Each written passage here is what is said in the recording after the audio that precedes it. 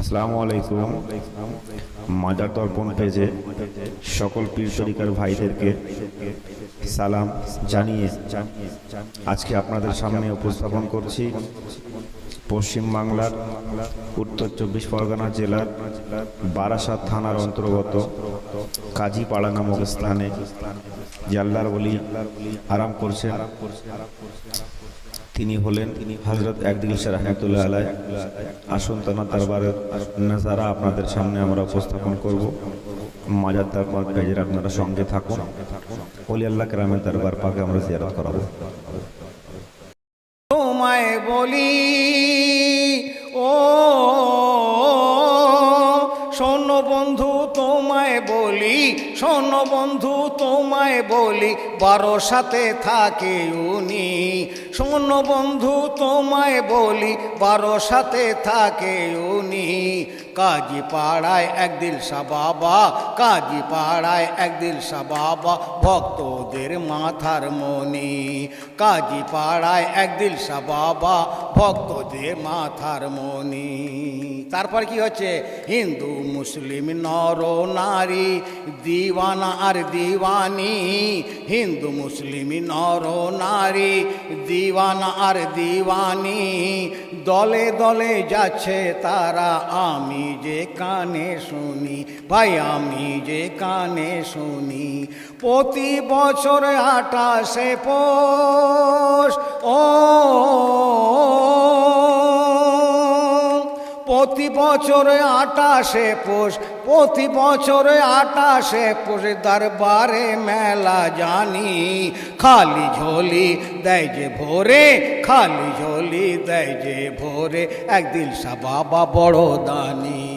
খালি ঝোলি দেয় যে ভোরে, একদিল শাহ বড় দানি। খালি ঝোলি দেয় যে ভোরে, একদিল শাহ বড় দানি। হিন্দু মুসলিম নর নারী, হিন্দু মুসলিম নর নারী, দিওয়ানার দিওয়ানি। তাদের খালি ঝোলি দেয় যে ভোরে, ভক্ত হা হা খালি ঝোলি দেয় যে ভোরে, একদিল শাহ বাবা বড় দানি। খালি ঝোলি দেয় যে ভোরে, একদিল শাহ বড় দানি। কাজীপাড়ায় একদিল শাহ বাবা, কাজীপাড়ায় একদিল শাহ বাবা, ভক্তদের মাথার মণি। কাজীপাড়ায় একদিল শাহ বাবা, ভক্তদের মাথার মণি।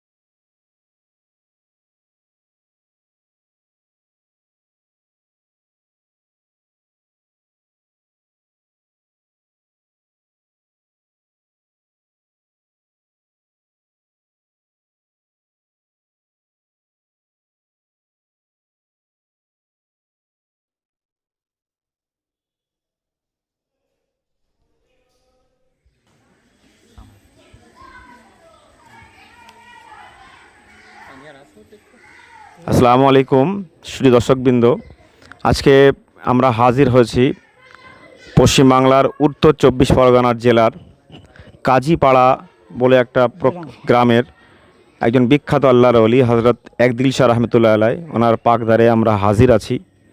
ওনার আলিশান দরবার, অনেক পুরনো দরবার, অনেক কথিত মালা, অনেক ওনার সম্পর্কে অনেক হাদিস, অনেক ঘটনা এখানকার মানুষ বহু মুখে চর্চিত। আসুন এই দরবারের একজন সেবায়েত, উনি আমাদের সঙ্গে আছেন। ওনার মুখ থেকে আমরা হযরত একদিল শাহ রহমতুল্লাহ আলাইহির সম্পর্কে দু একটা কথা শুনব। হযরত একদিল শাহ রহমতুল্লাহ আলাইহির মাজার শরীফ। খাজা মহিউদ্দিন চিশতি রহমতুল্লাহ আলাইহি ওনার আন্ডারে, ওনার নেতৃত্বে অবিভক্ত বাংলায় 22 আউলিয়া এখানে এসেছিলেন। তার মধ্যে যত আউলিয়া আছেন বা ছিলেন, তার মধ্যে ইনি একজন। এনার নাম ছিল সৈয়দ আহমদুল্লাহ। আমরা শুনেছি বা শোনা কথা, ওনার এই দরবারে যদি 41 দিন মানত করে কেউ নিয়ত করে জিয়ারত করে তো তার মকসুদ পূর্ণ হয়। এই হিসেবে ওনার নাম হয়ে গেল একদিল শাহ রহমতুল্লাহ আলাইহি। ওনার তিরোধান দিবস 13ই জানুয়ারি। প্রতি জানুয়ারি মাসের 13 তারিখে ওনার উরুস হয়। 8 দিন ধরে হয়। 21 তারিখে ওনার গোসল দেওয়া হয়।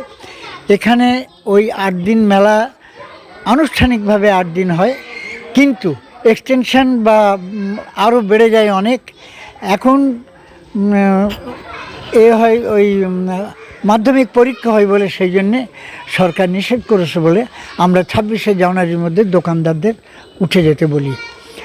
এইভাবে চলে আসছে বরাবর। আর প্রতি শুক্রবার এবং বৃহস্পতিবার বিভিন্ন জায়গা থেকে লোক এখানে আসে জিয়ারত করতে। ছোট ছোট দোকান পাশাও বসে একদিনের জন্য, আবার সন্ধ্যের পর তারা চলে যায়। এই আসছে। আর আমাদের এখানে আগে ভগ্নদশা ছিল, মানে ভাঙাচোরা ছিল। এখন নানা রকম নতুন কমিটি হয়েছে, সেই কমিটি এখানে সব সেট করে দিয়েছে। আপনারা এসে দেখবেন। আর আমাদের এখানে একটা দলিল আছে যারে বলে মুসাফিরখানা। দেশ থেকে এখানে আসলে আমরা সেই মুসাফিরখানায়ও ওনার থাকতে দিতাম, এবং এখন আর সেই বন্দোবস্তটা নেই, কেন ওটা ভেঙে গিয়েছে। আর খাওয়া দাওয়া আমরা তাদের দিতাম। মানুষের অবস্থা এখন সচ্ছল নেই, যার জন্য সেইটা আমরা আর পেরে উঠি না। তা আস্তে আস্তে ইনশাল্লাহ চেষ্টা করা হচ্ছে যাতে ওটা করা যায়। এখানকার সেবায়েত। আমার নাম হচ্ছে কাজী আব্দুল ফাত্তাহ। বংশ পরম্পরা ধরে আপনারা এটা করে আসছেন? হ্যাঁ, আমরা বংশ পরম্পরায়।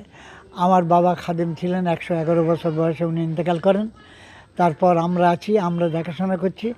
আমাদের এখানে খাদেম বা সেবায়েত সব ছেলেপুলে হয়ে গিয়ে প্রায় 40 জন আছে। সুতরাং ওই বছরের মধ্যে টার্গেট হিসেবে তুমিও দিন এইরকম করে বছর ভোর চলে, এবং সেইভাবে চলে আসছে এবং চলছে।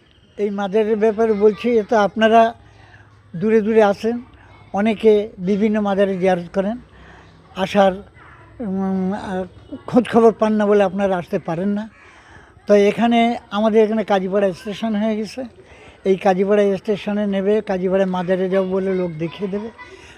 কলকাতা থেকে বা হাসানাবাদ থেকে আসতে গেলে বা বনগাঁ থেকে আসতে গেলে বারাসাত স্টেশনে নেমে ওখান থেকে ভ্যান বা রিক্সা বা অটো করে আসলে আপনাদের একেবারে মাজারের সামনে পৌঁছে দেবে, আপনারা সে যাবেন ইনশাল্লাহ।